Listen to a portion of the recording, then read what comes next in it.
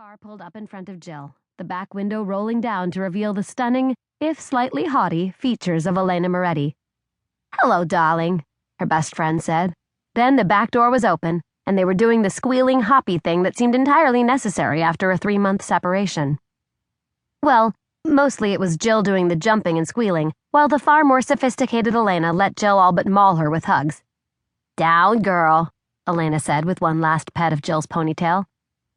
Jill pulled back so she could study her best friend, grinning in relief when she saw Layne looked exactly as she had when Jill left. Her best friend was stunning.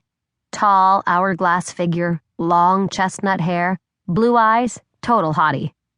Add in the girl power suits and killer heels, and you had a bona fide man-eater on your hands.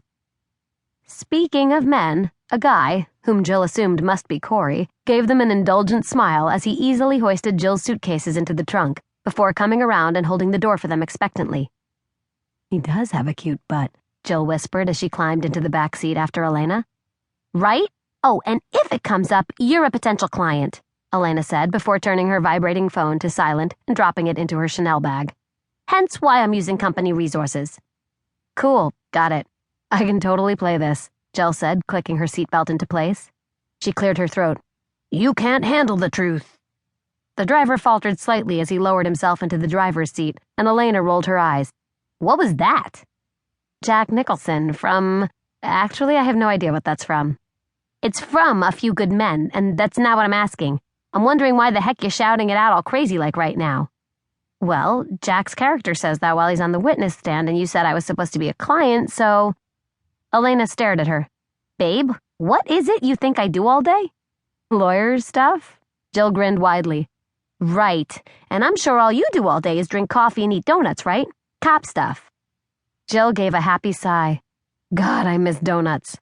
Florida doesn't know how to do them right, and Mom decided that going without sugar was going to be her thing during her 60s. Layne looked horrified. "No wine? That has sugar."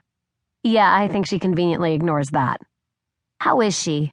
"Better now," Jill said, getting her mobility back and all that. A broken collarbone and hip were a nasty combination for anyone, but it had been especially hard on Carrie Henley, who prided herself in being an active, young 60-year-old. One day she'd been running a 5K, and then next she'd missed a step carrying her laundry basket down the stairs and been almost completely laid up for months. It had taken up all of Jill's personal time, plus a couple months of unpaid leave to care for her, but Jill hadn't hesitated to make the temporary move to Florida. Her boss had assured her that her job would be waiting for her when she got back, and 3 months of your life is the least you could do for a parent who'd given 18 years to caring for you. Jill's in particular deserved her devotion. Jill's dad had dropped dead of a heart attack at 41, leaving Carrie to raise a headstrong, read bratty, daughter all by herself. "I'm glad she's better. I love you, Mom. I wish she'd come up to New York more often." "You wouldn't say that if you had to listen to her complain about the pigeons and the subway and the weather." "Could be worse. Last Sunday, my mother actually started a sentence with, 'You're not getting any younger, Layne.'" "I can beat that. Mine suggested freezing my eggs." "You're right, you win. And speaking of your nether regions, I'm so overdue for an update on this Tom guy you've been seeing. Did you guys decide to do long distance, or are you gonna wait until you find out if he's any good at sexting before you cut him loose?" Jill bit her lip, gathering courage for what she was about to say. For some reason, she'd always pictured this moment as feeling different. She expected feeling giddy and breathless as she made the big announcement. Instead, she felt hesitant. So Jill did what Jill Henley did whenever she felt anything less than sparkles and rainbows. She faked it. Jill pasted a smile on her face, took a deep breath, and shot her left hand out in front of Layne's face. "What are you..." Layne broke off, her cool fingers wrapping around Jill's wrist as her mouth dropped open. "No freaking way!" "Way." Layne let out an uncharacteristic squeal. "You're getting married?" The words hit Jill with a little slap. She was getting married. It felt funny, probably because she wasn't used to it yet.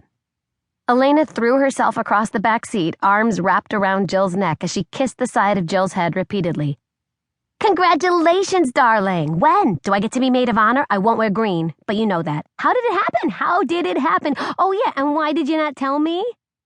Jill managed to extricate herself from Layne's grip, only to have her